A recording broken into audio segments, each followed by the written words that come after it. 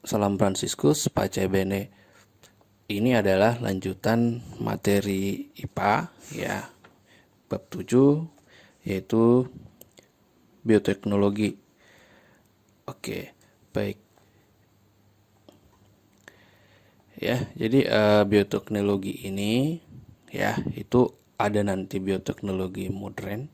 Nah, kemudian itu ada bioteknologi yang konvensional ya. Nah, oke, baik. Sebelum kita bahas apa itu bioteknologi modern, apa itu bioteknologi konvensional, ya, mari kita lihat gambar. Oke, jadi ya, anak-anak pasti tahu dong ini gambar dari makanan apa, ya. Bahkan anak-anak sekalian, ini pasti sering ya melihat ini di lapak marketplace-nya di Facebook atau mungkin di pinggir jalan atau mungkin bahkan dibuat sendiri. Oke, baik. Ini adalah sop buah. Ya. Oke, jadi di sop buah ini itu ada nata de coco. Ya, ini dia nata de coco. Ya, ini enak ya. Jadi ini nata de coco ini adalah salah satu hasil dari bioteknologi ya. Jadi bioteknologi yang seperti apa ya? Jadi nata de coco ini ya merupakan hasil bioteknologi dari mikroorganisme, yaitu bakteri ya. Berarti selama ini kita makan bakteri dong. Nah, mungkin itu pertanyaan yang timbul ya sekilas. Oke. Ya. Baik. Jadi selain daripada nata de coco ya, ada beberapa produk lain yang hasil daripada bioteknologi ya. Ini seperti tempe, kemudian ada tahu. Nah, kemudian ini juga merupakan hasil dari bioteknologi. Nah, bioteknologi ini ya, seperti yang saya singgung di awal ya, itu ada yang modern dan juga ada yang konvensional ya kan. Oke, baik. Sebelum ke sana ya, sebelum kita bahas lebih lanjut, jadi kita lihat dulu topik bahasan kita. Oke, baik. Jadi inilah peta konsep materi kita ya. Jadi bioteknologi itu bermanfaat ya untuk pertanian ya, kemudian ada makanan, nah dan juga ada peternakan. Nah, pada bioteknologi pertanian ini terdiri atas kultur jaringan, kemudian ada pembastaran atau persilangan, kemudian ada teknologi nuklir, pengolahan lahan pertanian, kemudian ada teknologi hidroponik, dan yang terakhir itu rekayasa genetika. Nah, kemudian penggunaan mikroorganisme dalam pembuatan makanan, yaitu contohnya yang pertama ada tempe, ada roti, ya, kemudian ada yogurt, kemudian ada keju, dan yang terakhir itu ada protein sel tunggal. Nah, jadi bioteknologi pertanian ini ya, jadi itu terdiri atas hibridasi, kemudian ada inseminasi buatan, dan juga ada rekayasa genetika. Nah, ya, jadi bertambahnya populasi manusia itu dapat membawa dampak negatif bagi kelangsungan hidup manusia itu sendiri. Ya. Nah, dampak yang paling jelas itu adalah ketersediaan bahan pangan yang tidak mencukupi kebutuhan manusia. Nah, jadi oleh karena itu manusia terus berusaha untuk meningkatkan produktivitasnya, ya. Nah, kemudian dengan memanfaatkan bioteknologi ya, diharapkan masalah kebutuhan pangan itu dapat diatasi. Nah, kemudian bagaimana peran bioteknologi dalam meningkatkan produktivitas pangan? Nah, oke, ya, perlu kita ketahui bahwasanya ya bioteknologi ini yaitu digolongkan menjadi dua, yaitu bioteknologi konvensional Ya, nanti anak boleh tambahi ya. Di sini tidak ada saya buat. Jadi untuk ciri-ciri daripada kedua jenis bioteknologi ini ya, untuk ciri-ciri bioteknologi konvensional itu adalah baik. Konvensional itu artinya tradisional. Yang pertama itu untuk ciri-ciri bioteknologi konvensional itu menggunakan mikroorganisme utuh secara langsung ya. Teknologi atau peralatan yang digunakan itu secara sederhana, kemudian pemanfaatan mikroorganisme terbatas. Ya, jadi contohnya yang menggunakan bioteknologi konvensional ini adalah tempe, kemudian ada pembuatan kecap, kemudian ada pembuatan keju ataupun yogurt. Ya. Nah, kemudian untuk bioteknologi modern itu cirinya itu menggunakan sebagian bagian dari mikroorganisme, yaitu berupa DNA ataupun enzim. Nah, kemudian ya teknologi yang digunakan itu peralatannya canggih ya. Nah, kemudian pemanfaatan mikroorganisme ditambah teknologi modern ya. Contohnya itu seperti bayi tabung ataupun cloning. Ya, nah itu. Jadi anak-anak nanti silakan dicatat apa yang saya jelaskan ini ya, ditambahi di buku paket kalian.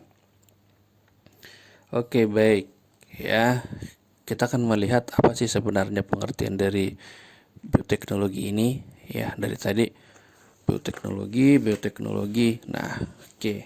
Jadi bioteknologi ini adalah cabang ilmu yang mempelajari pemanfaatan makhluk hidup seperti bakteri, fungi, virus, dan lain-lain ya, maupun produk dari makhluk hidup seperti enzim, alkohol ya, dalam proses produksi untuk menghasilkan barang dan jasa.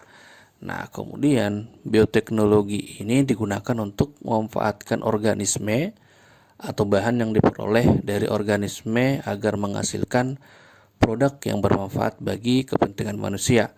Nah, kemudian bioteknologi ini merupakan gabungan dari beberapa ilmu, di antaranya biokimia, mikrobiologi, mikologi, fisiologi, genetika, biologi molekuler, dan kimia. Oke ya, kita akan masuk di bioteknologi pertanian ya. Yang pertama itu ada kultur jaringan. Apa sih pengertian daripada kultur jaringan ini? Ya, baik kita lihat. Jadi kultur itu artinya pembudidayaan. Nah, sedangkan jaringan artinya sekelompok sel yang mempunyai bentuk dan fungsi yang sama. Jadi dapat kita simpulkan pengertian daripada kultur jaringan itu adalah membudidayakan suatu jaringan makhluk hidup menjadi individu baru yang mempunyai sifat sama seperti induknya. Nah, kemudian pelaksanaan teknik kultur jaringan tumbuhan dilakukan berdasarkan teori sel seperti yang dikembangkan oleh Seyleden dan Swan ya, yaitu sel tumbuhan mempunyai kemampuan totipotensi. Jadi totipotensi itu adalah kemampuan setiap sel tumbuhan ya, dari bagian mana saja sel tersebut diambil, yang jika diletakkan dalam lingkungan sesuai akan tumbuh menjadi tumbuhan sempurna. Nah, kemudian kultur jaringan akan lebih besar keberhasilannya apabila menggunakan jaringan meristem. Nah, jadi jaringan meristem itu adalah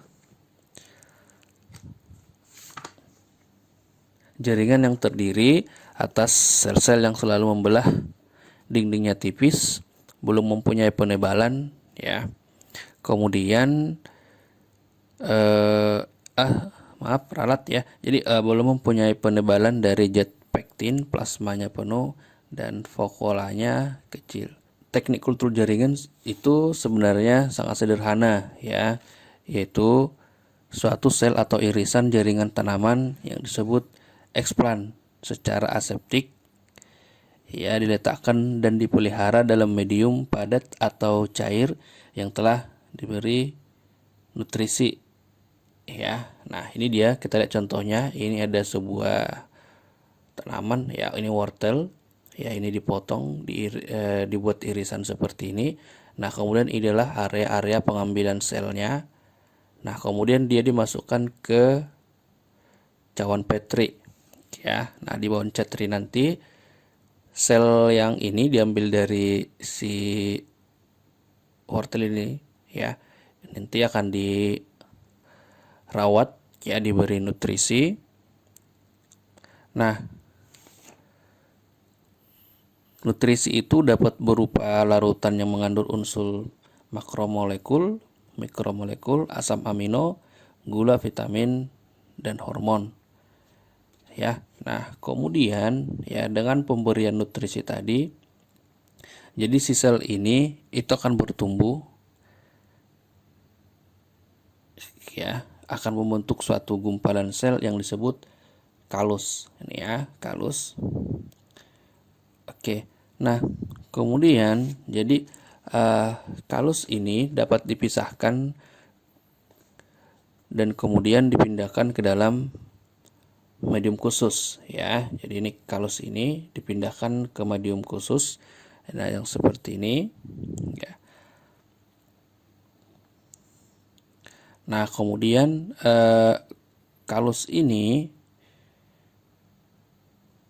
akan tumbuh ya, akan tumbuh menjadi tanaman baru ya, yang sudah mempunyai akar, kemudian berbatang ataupun daun. Nah, yang disebut nanti dengan plantlet ya. Nah, setelah itu ya, plantlet ini dipindahkan ke medium tanah.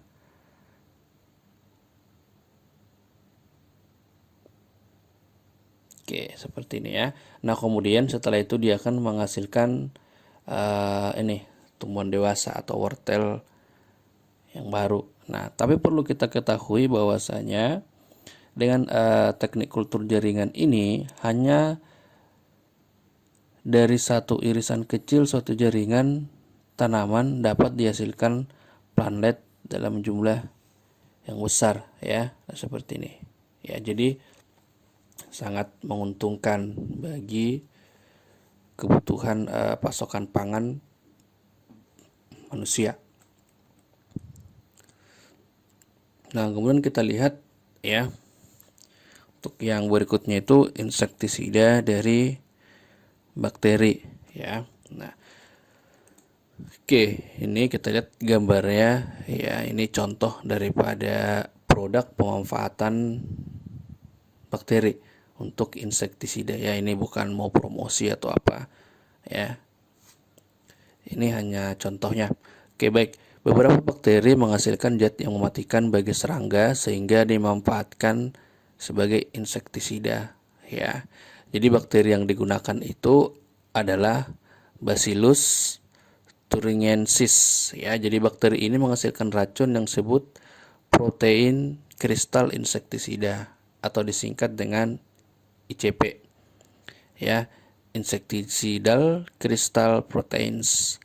Nah, jadi racun ini menyerang saluran pencernaan hama serangga sehingga hama tersebut berhenti makan dan akhirnya mati ya. Jadi ini dia salah satu contoh untuk produknya ya.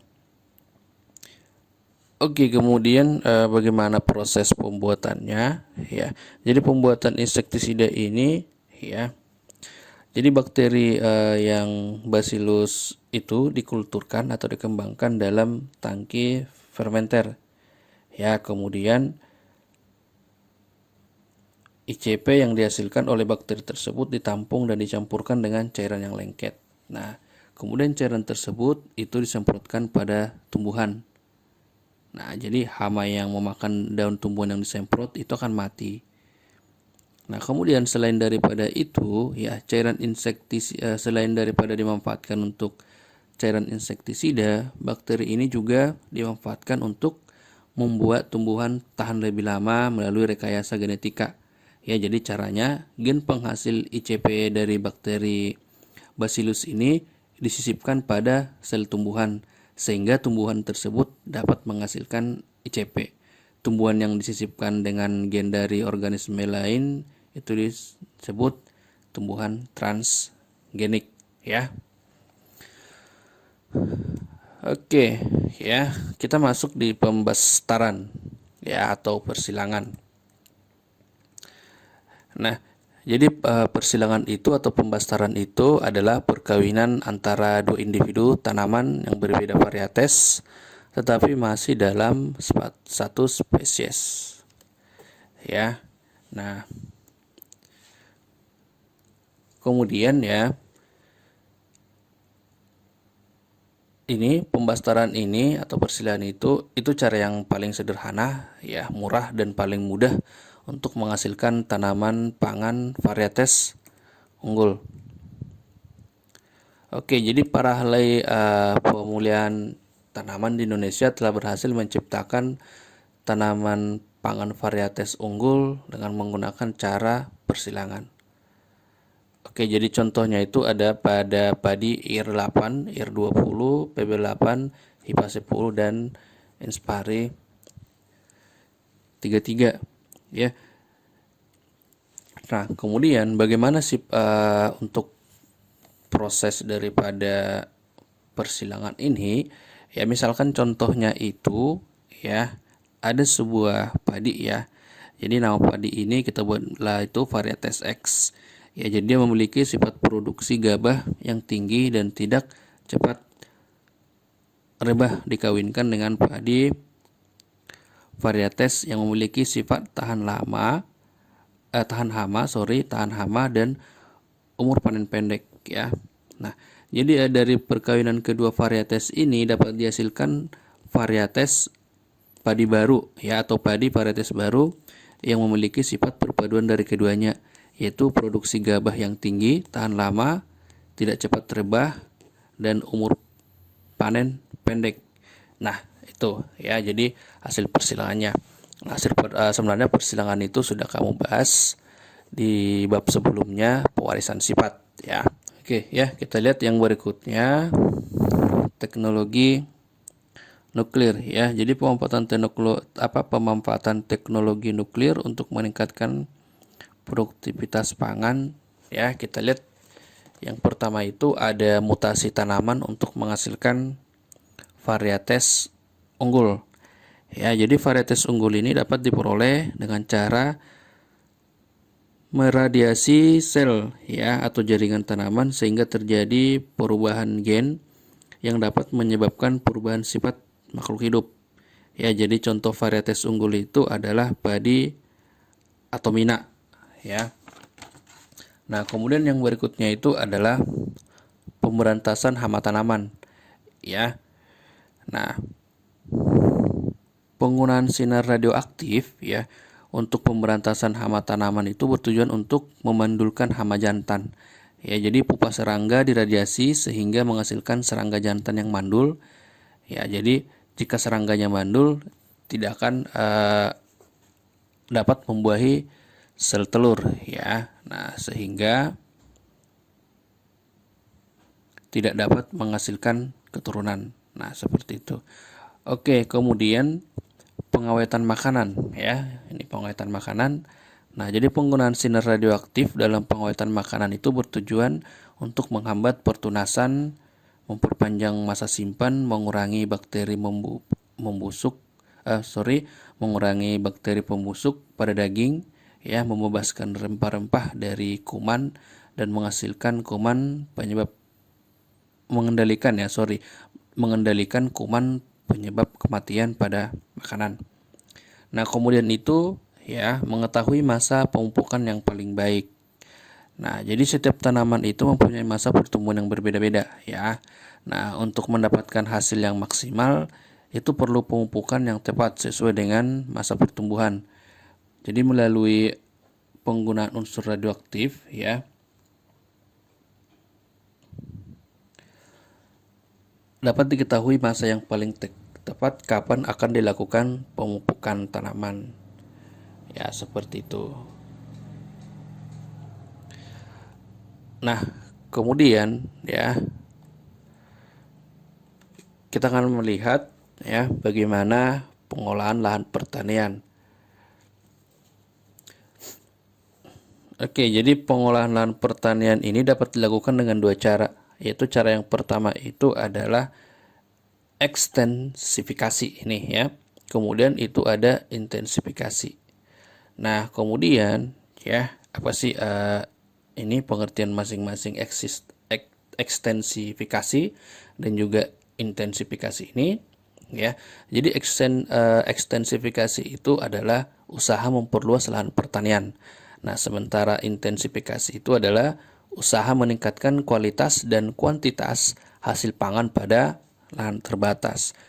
Nah, kemudian ya intensifikasi ini dilaksanakan itu dengan menerapkan panca usaha tani. Oke, kita akan lihat apa sih panca usaha tani itu. Oke, jadi panca usaha tani ini ya ada 5 tahap ya. Yang pertama itu adalah pengelolaan tanah ya, penggunaan bibit unggul, pemupukan, pengairan yang baik, pemberantasan hama, gulma dan penyakit tanaman ya. Jadi yang pertama itu pengelolaan tanah ya. Nah, jadi tanah yang baik adalah tanah yang subur sehingga mampu menyediakan bahan kebutuhan tanaman ya. Jadi agar tanah mampu menyediakan bahan berupa air dan unsur hara, tanah harus gembur dan cukup rongga udara, mampu menahan air kayak unsur hara, cukup mengandung bahan organik dan mempunyai kadar asam dan basa tertentu. Ya, jadi pengolahan tanah yang baik itu dapat dilakukan dengan cara mencangkul, membajak sawah, membuat terasering pada lahan miring, mengatur jarak tanam dan mengatur pola tanam. Nah, yang kedua itu adalah penggunaan bibit unggul. Ya, jadi tujuannya daripada bibit unggul ini adalah supaya bibit yang dihasilkan itu mempunyai sifat unggul ya, seperti berproduksi tinggi, tidak cepat rebah, ya tahan lama dan sebagainya. Nah, kemudian ada yang berikutnya adalah pemupukan. Jadi tujuan daripada pemupukan ini adalah itu mengembalikan unsur hara yang hilang. Ya, unsur hara tanah yang hilang. Nah, hal-hal yang perlu diperhatikan dalam melakukan pemupukan adalah dosis pupuk dan masa pertumbuhan tanaman beserta jenis pupuk yang digunakan. Ya, sehingga tidak merusak tanah ataupun merusak tanaman. Nah, kemudian yang berikutnya itu adalah pengairan yang baik. Nah, jadi peningkatan produktivitas ini ya, peningkatan produksi pangan juga dipengaruhi oleh pengairan yang baik. Pada lahan tanah tak ada hujan ya, pengairan bergantung pada hujan. Nah, untuk mengatasi masalah keterbatasan air, itu dibuatkan waduk atau bendungan untuk menampung air. Ya, jadi dengan demikian pada musim kemarau itu sawah ya tetap mendapat pasokan air sehingga hasil panen akan meningkat. Ya, seperti ini ya. Ini adalah di gambar ini kita lihat bapak taninya lagi panen jagung ya. Ya, ini tanaman jagungnya melimpah. Nah, yang terakhir itu adalah pemberantasan hama, gulma dan penyakit tanaman. Jadi pemberantasan hama ini itu dilakukan dengan beberapa cara ya. Secara biologis menggunakan predator atau pemangsa hama, kemudian secara kimiawi menggunakan bahan-bahan kimia yang disebut pestisida, kemudian secara ekologis dengan mengadakan rotasi tanaman, dan secara fisika dengan radiasi untuk memandulkan hewan jantan ya. Nah, ini adalah pemberantasan hama ini, itu tadi sudah ada kita bahas di sebelumnya ya, penggunaan beberapa radiasi radioaktif ya atau teknologi nuklir. Oke, baik ya. Jadi berikutnya adalah teknologi hidroponik ya. Oke, kita akan lihat ya. Jadi hidroponik ini ya itu berasal dari dua sukata, yaitu hidro dan ponos ya. Jadi hidroponik ini berasal dari kata Yunani ya, yang itu hidro yang artinya air, ponos yang artinya mengerjakan. Nah, kemudian dapat kita simpulkan pengertiannya itu adalah metode bercocok tanam tanpa tanah Nah, kemudian ya media tanam yang digunakan itu adalah kerikil, pasir, sabut kelapa, zat silikat, pecahan batu karang atau batu bata, potongan kayu ataupun busa. Nah, kemudian ada timbul pertanyaan, kok tanaman itu dapat tumbuh ya tanpa ada tanah? Ya, kemudian ya seperti itu ya. Atau pertanyaannya itu mengapa tanaman dapat tumbuh di medium hidroponik? Ya, medium hidroponik yang ini ya kan, kerikil, pasir, sabut dan sebagainya. Nah, jadi elemen dasar yang dibutuhkan tanaman sebenarnya bukanlah tanah, tetapi zat makanan dan air yang terkandung dalam tanah yang diserap akar. Nah, berarti dapat disimpulkan bahwa suatu tanaman itu dapat tumbuh tanpa tanah, asalkan diberi cukup air dan garam-garam mineral, ya kan? Oke, nah kemudian ya keberhasilan tanaman hidroponik ini itu bergantung pada kebersihan wadah, ya kemudian media dan tanaman yang digunakan. Nah, kemudian keuntungan daripada menggunakan teknik hidroponik ini adalah hasil tanaman itu berkualitas tinggi, ya bebas hama penyakit, penanamannya tidak harus mengikuti musim tanam, tidak memerlukan tanah yang luas, serta penggunaan air dan pupuk itu menjadi lebih hemat. Ya, itu adalah beberapa keuntungan dari bioteknologi hidroponik. Nah, jadi bioteknologi hidroponik ini sangat bermanfaat bagi manusia. Oke, ya. Selanjutnya kita akan masuk di rekayasa genetika. Ya, apa sih rekayasa genetika ini? Ya. Jadi rekayasa genetika ini adalah suatu usaha untuk memanipulasi sifat genetik makhluk hidup, ya, untuk menghasilkan makhluk hidup yang memiliki sifat yang diinginkan, ya. Nah, kemudian ya pada rekayasa genetika ini itu dapat dilakukan dengan cara menambah, mengurangi atau menggabungkan dua materi genetik atau DNA yang berasal dari dua organisme berbeda, ya. Nah, kemudian ini nanti dinamakan DNA rekombinaan, ya. Nah, kemudian ya organisme dari hasil rekayasa genetika ini nanti akan disebut menjadi organisme transgenetik, ya. Oke, nah kita akan lihat ya beberapa keuntungan ya daripada rekayasa genetika ini, ya. Yang pertama itu ya tanaman tomat yang tahan busuk. Nah, kemudian tanaman jagung kapas kedelai yang tahan terhadap insektisida. Nah, kemudian tanaman kapas yang resisten terhadap herbisida. Nah, berikutnya ada tanaman pepaya yang tahan terhadap serangan virus ring spot. Nah, kemudian itu beras golden rice yang kaya akan beta karoten ya atau provitamin A. Nah, kemudian beras yang kaya zat besi. Kemudian ada tebu transgenetik yang dihasilkan oleh tim peneliti Universitas Jember ya, menghasilkan tebu yang tahan kekeringan. Ya, jadi itu adalah beberapa contoh hasil daripada rekayasa genetik di bidang pertanian. Nah, itu ya. Oke. Baik ya, kita akan melihat bioteknologi pangan. Ya. Nah, jadi seperti yang kita bahas di awal tadi, ada gambar yang di awal tadi ya. Ini kita masuk di bagian itu ya, di bagian mikroorganisme. Di awal tadi ada nata de coco ya kan.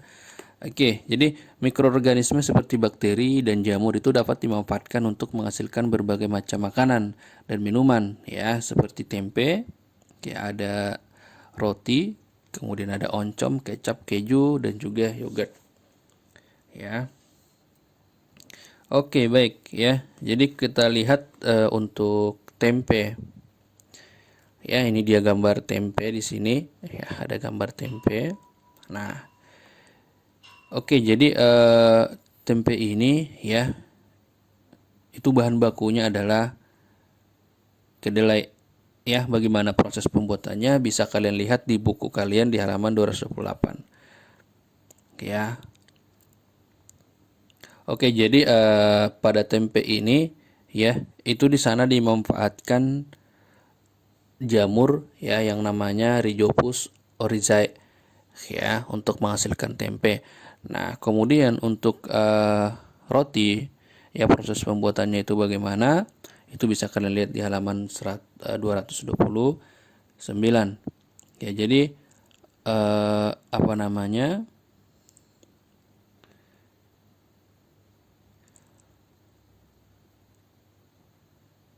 Ya, ini pada roti ini itu yang dimanfaatkan itu adalah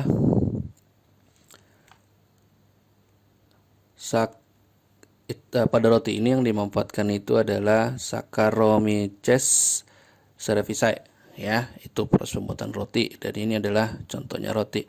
Nah, kemudian untuk yogurt itu ya, ini adalah proses fermentasi ya, bahan utamanya itu adalah susu ya. Jadi pada yogurt ini tuh dimanfaatkan bakteri Lactobacillus bulgaricus dan Streptococcus thermophilus ya. Sorry. Jadi kedua bakteri ini yang dimanfaatkan untuk yogurt ya. Nah, kemudian kita lihat untuk keju. Ya, jadi keju ini juga ya, itu apa namanya? Itu bahan utamanya adalah susu. Ya, jadi bakteri yang dimanfaatkan untuk susu ini ya, itu ada Lactobacillus bulgaricus dan juga Streptococcus thermophilus ya. Nah, kemudian juga dia diberi enzim renin ya. Nah, itu dia. Jadi bagaimana proses pembuatannya itu boleh kalian lihat di halaman 230 ya. Nah, kemudian itu yang terakhir itu ada protein sel tunggal. Nah, pada protein sel tunggal ini ya,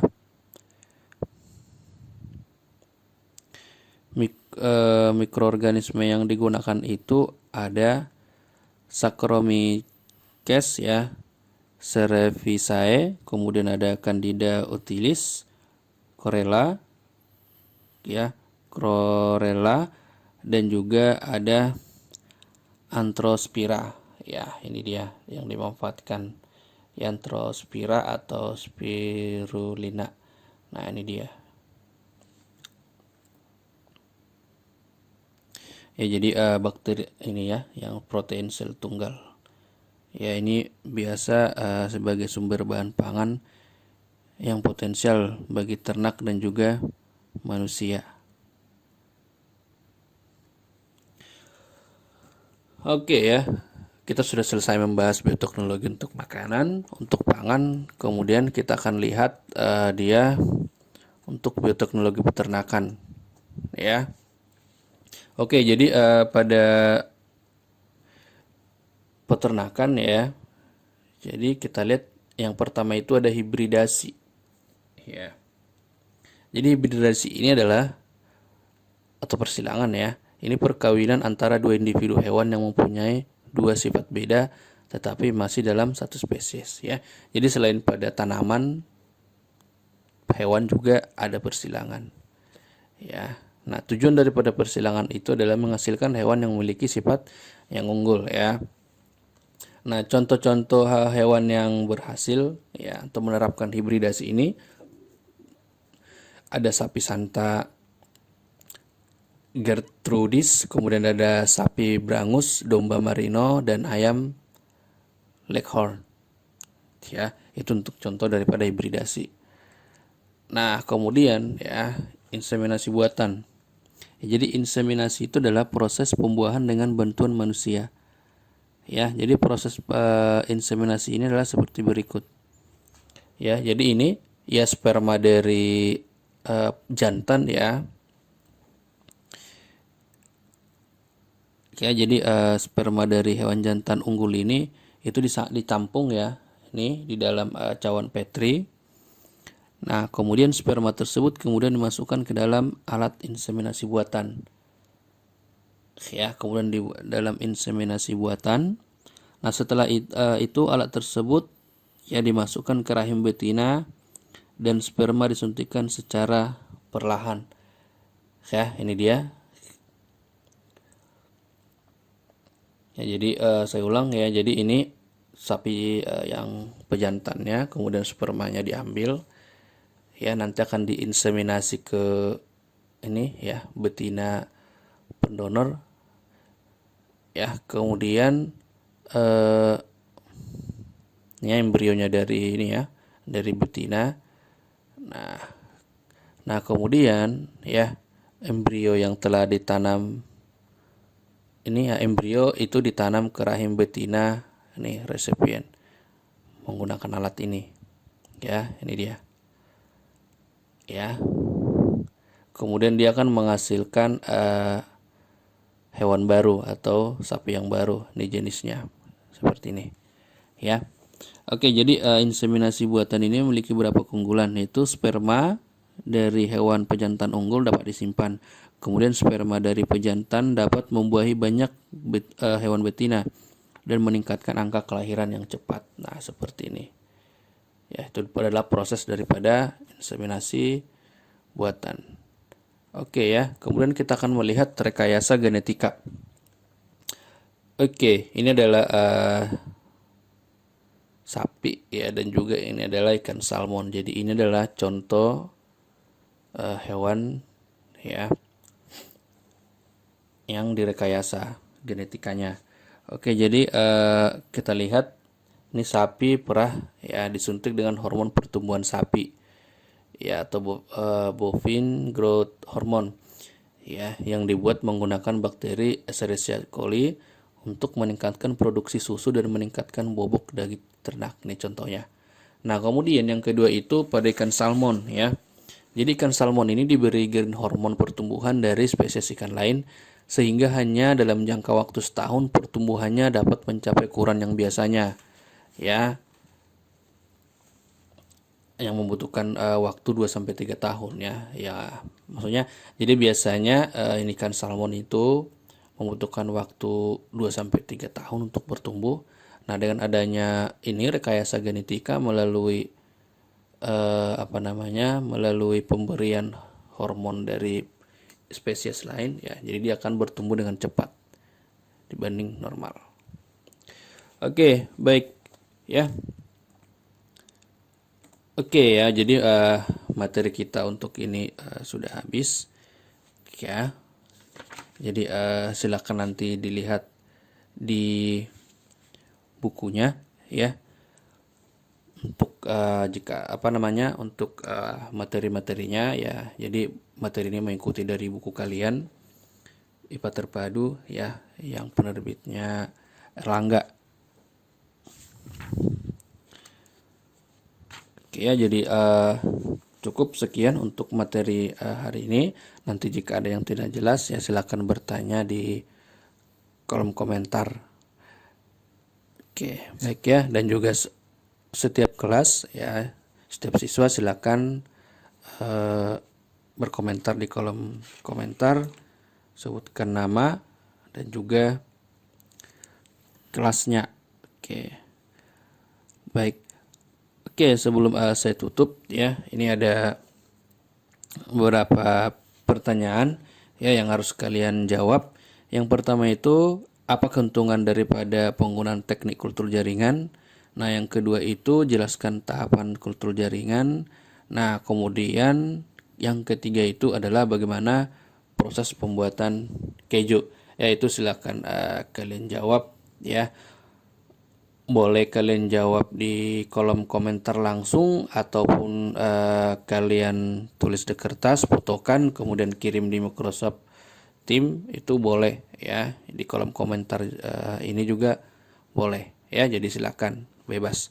Oke, baik ya, cukup untuk pembahasan materi di rekayasa genetika ya.